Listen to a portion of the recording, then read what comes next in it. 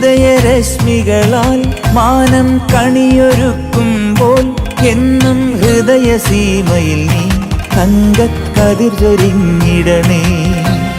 കളഭകോമളമാം നിന്റെ കനകമണിബിംബം കണ്ടു കരതളിർക്കൂപ്പും ഞങ്ങൾക്കഭയമേകണമേ.